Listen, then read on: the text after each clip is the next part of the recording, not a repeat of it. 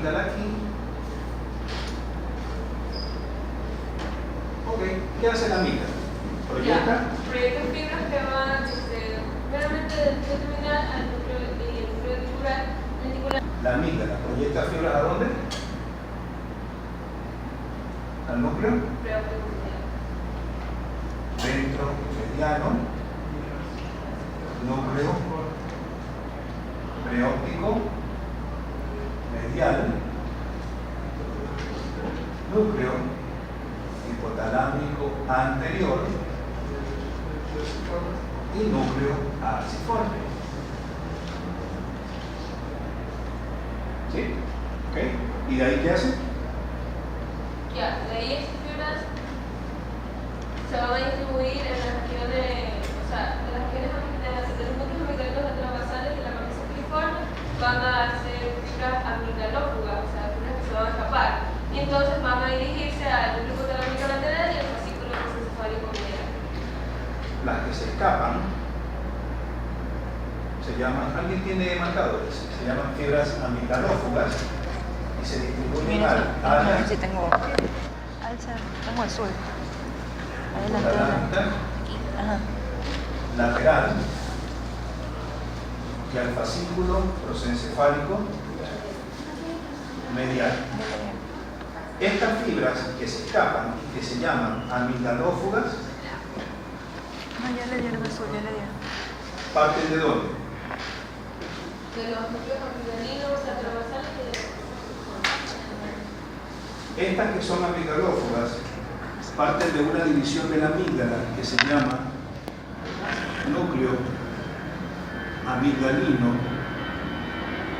vaso lateral.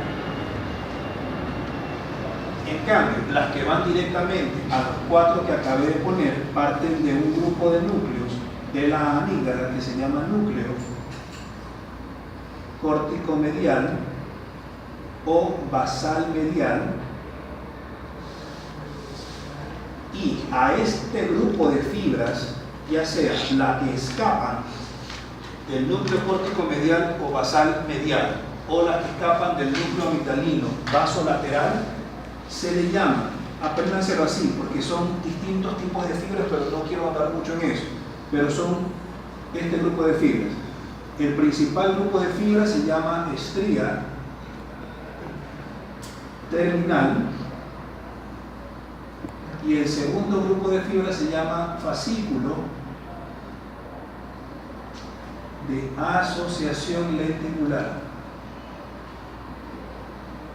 Pero el principal siempre va a ser la estría terminal. ¿Sí?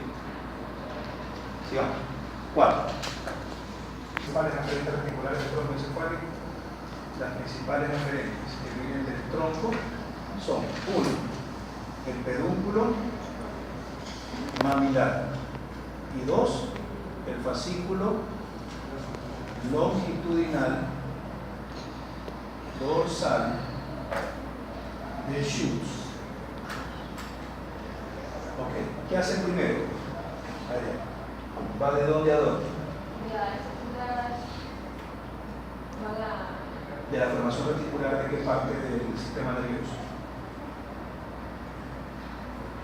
Yo sé que el libro es confuso, pues, pero ¿de dónde crees que sale exactamente?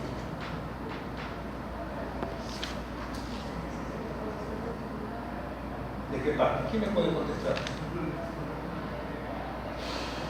Si estamos en hipotálamo, ¿cuál sería su proyección más cercana de la formación reticular?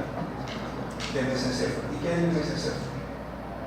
Con lo que me han escuchado, ¿cuál es la parte más importante de la formación reticular? Tiene el mesencéfalo. Ese es un sistema, pero más que el núcleo en sí mismo. ¿Cuáles serían los 2 núcleos más importantes de la formación reticular del mesencéfalo? Están en el área reticular. ¿El área? ¿Qué dice el texto? O la mayoría del texto. Dice que hay 2 números, el ventral y el dorsal de la calota. Pero ¿cuáles creen que son esos números? Si nunca lo han descrito en ningún otro lado. ¿Cuáles piensan ustedes que serían? Eso, el área tegmentaria ventral y el dorsal, ¿cuál sería? Núcleos dorsales del grafo. Los dos se proyectan vía pedúnculo mamilar hacia dónde? Hacia el núcleo mamilar en el humano. Ese es el primer grupo. Y dos, el fascículo longitudinal. ¿Este de dónde a dónde va? También parte de la formación reticular del mesencéfalo. ¿De dónde exactamente?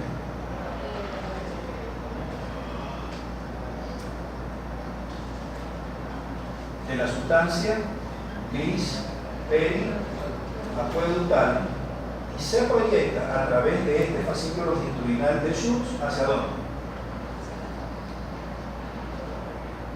Hacia los núcleos hipotalámicos dorsales.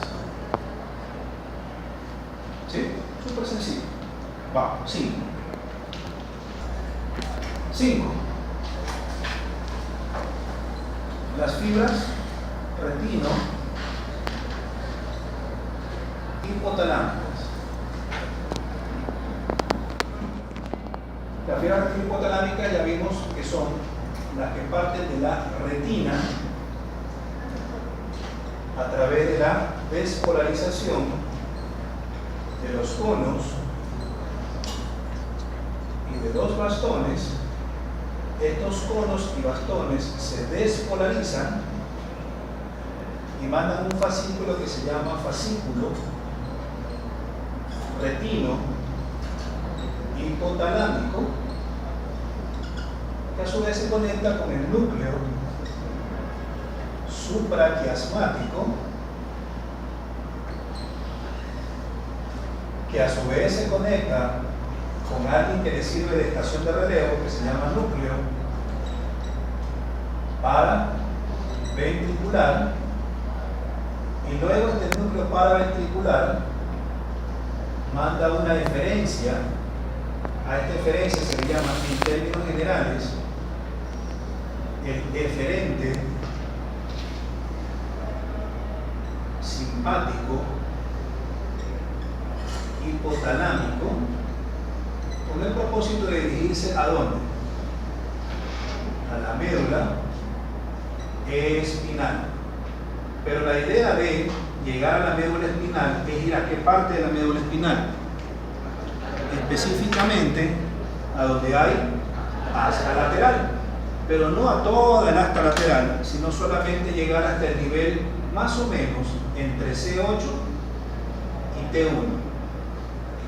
Luego, periféricamente, la raíz ventral de o C8 o T1 abandona y se torna periférica, abandona el sistema nervioso central para hacerse periférico y contactar ¿con quién? En primera instancia, con el ganglio cervical superior, y a su vez el ganglio cervical superior se encarga de inervar a la glándula pineal. Esta glándula pineal es la que fabrica, ya vimos, la melatonina, y resulta que esta melatonina se adapta a más receptores de melatonina precisamente en el núcleo supraquiasmático, y mientras mientras no haya un haz de luz solar que toque la retina, esto es un círculo vicioso que sigue fabricando y fabricando y fabricando melatonina. Una vez que viene la luz solar y toca la retina, los conos y bastones se hiperpolarizan y esto se suspende. La pineal ya no recibe información noradrenérgica y deja de fabricar melatonina. Y ahí se aguanta hasta la noche siguiente, en el mismo momento en que la retina deja de recibir luz solar. Y esto se repite todos los días durante toda la vida, y esta es la base anatómica del ciclo circadiano. 6. Las fibras tálamo-hipotalámicas. Tálamo-hipotalámicas. Entre comillas, no son muy trascendentes.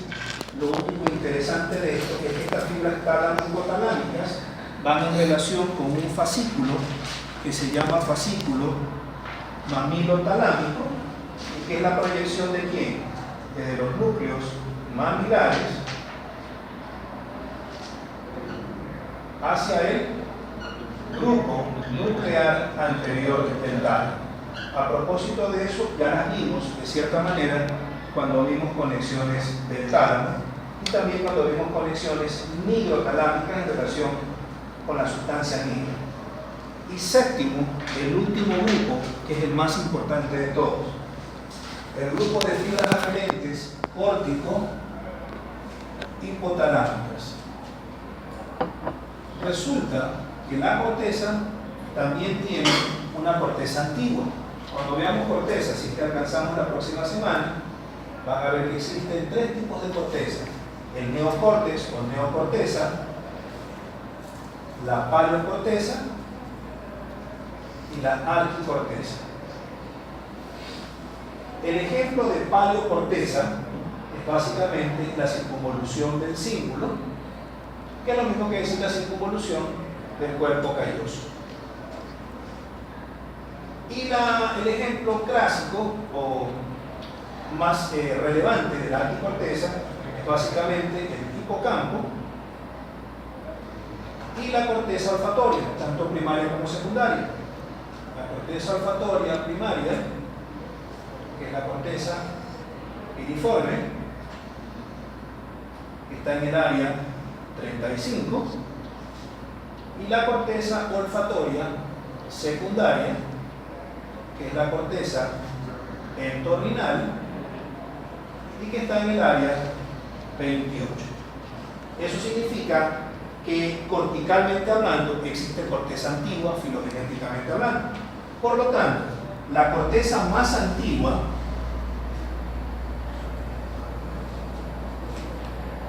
está representada en este caso por la corteza piriforme,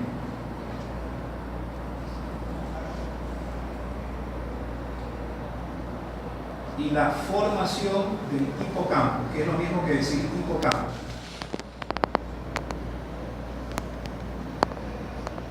A su vez, la corteza piriforme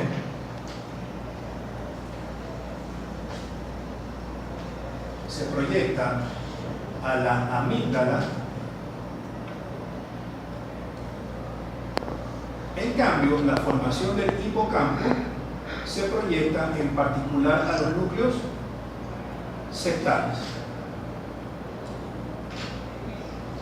Entre estas dos regiones hay fibras aferentes y eferentes, o sea, de ida y de retorno.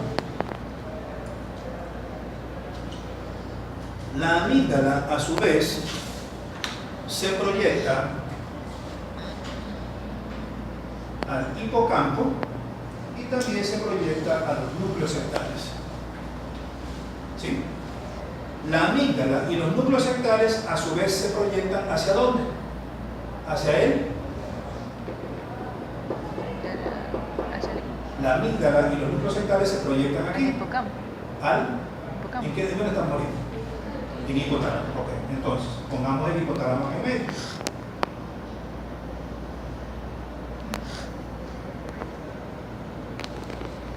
¿Qué parte del hipotálamo recibe proyecciones de la amígdala? ¿Y qué parte del hipotálamo recibe proyecciones de los núcleos sectales?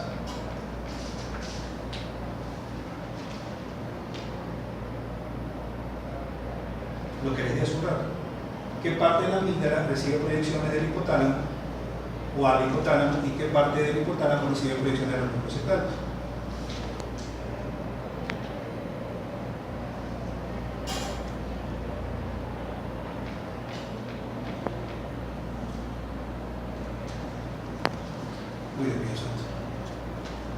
La amígdala, ¿dónde se proyecta en el hipotálamo? Se lo dije hace un rato. Al núcleo ventromediano, al núcleo arciforme, al núcleo preóptico medial y al área hipotalámica anterior. Por lo tanto, se proyecta utilizando aquí.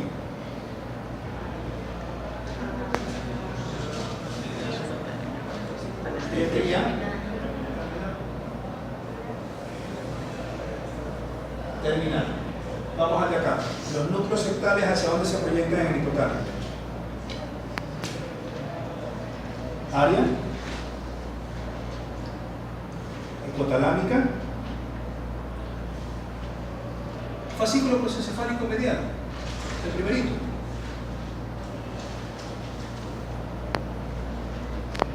El primer fascículo que les di, área hipotalámica y región preóptica lateral.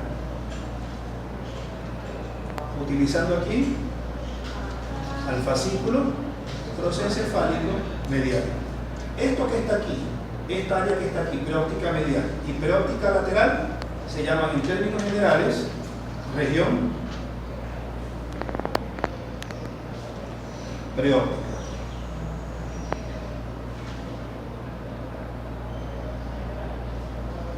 La parte dorsal del hipotálamo, ¿cuál sería?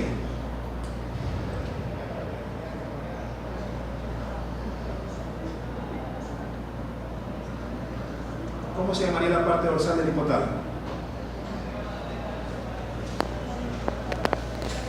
La parte dorsal, por favor, lean los límites. ¿Qué está por detrás? Estoy tratando de que piensen en base a lo que les estoy diciendo. Esto es hipotálamo medial, esto es hipotálamo lateral y falta el hipotálamo posterior. ¿Cuál es el hipotálamo posterior? Los cuerpos mamilares. Entonces, atrás la proyección dorsal del hipotálamo, vamos a hacerlo más largo. ¿Se llama cómo? Cuerpos mamilares. Cuerpos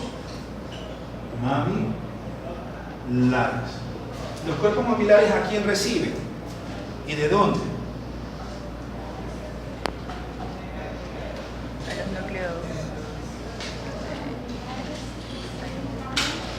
Dios. A través del Fascículo. El fascículo mamilotalámico. Mamilotalámico. no, hipocampo a cuerpos mamilares. Lo dije hace un rato.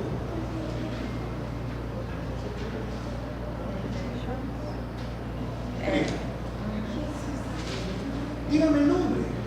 Fornix. Fornix o trígono cerebral. Resulta que los cuerpos mamilares mandan proyecciones aquí. Voy a cerrar todo lo que hemos visto, lo voy a cerrar en un solo ciclo. Los cuerpos mamilares a su vez se proyectan ¿a dónde? Al grupo nuclear anterior del tálamo. ¿Utilizando a quién? Entonces miren cómo hay toda la gama de fibras en un solo sistema. Aquí está la estría, aquí está el fascículo prosencefálico, acá está el fornix. Y acá, el mamilo talámico. Entonces aquí está el fascículo mamilo talámico. Pero resulta que el hipocampo también manda fibras directas aquí, al grupo nuclear anterior del tálamo. Entonces también hace esto.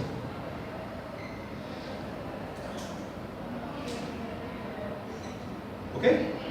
A su vez, el grupo nuclear anterior del tálamo, ¿qué hace o qué hacía de lo que vimos anteriormente? Utiliza a quién para proyectarse a dónde? Al brazo anterior de la cápsula interna. Para dirigirse hacia dónde? Hacia la circunvolución del cuerpo calloso o del cíngulo, que es la misma vaina. O sea, las áreas 23, 24 y 32. Y de ahí el cuerpo calloso, ¿qué hace? Se proyecta ¿a dónde? A la ínsula, a la corteza prefrontal y ¿a dónde más? Y al y hipocampo. ¿Sí ven cómo se cierra el círculo? Entonces, toda esta cuestión por fuera se llama círculo de Naudal. Y el que es interno, Papez, que ya lo vimos en la clase pasada. ¿Sí?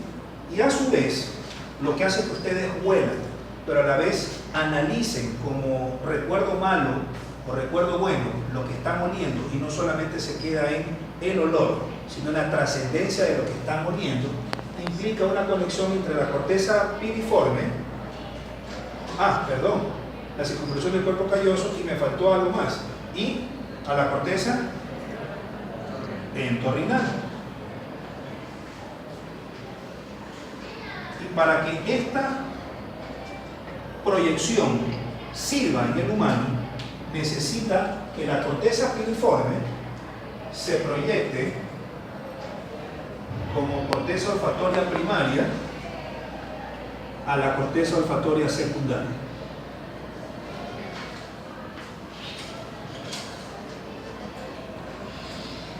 ¿Sí? Ese es el sistema límbico. ¿Sí? Con sus conexiones. Ok, sigamos.